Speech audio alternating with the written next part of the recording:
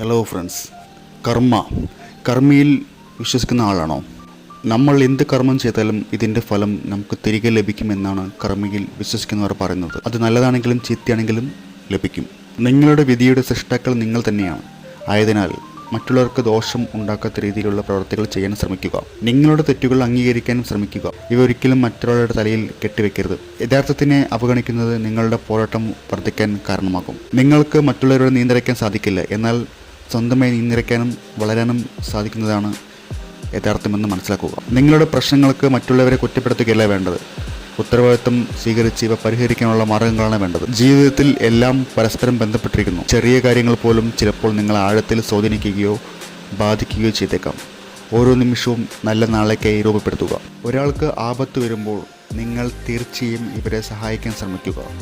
നിങ്ങളുടെ ആപത്ത് ഘട്ടത്തിലും ഇത്തരത്തിൽ സഹായം നിങ്ങൾക്ക് ലഭിക്കുന്നതായിരിക്കും.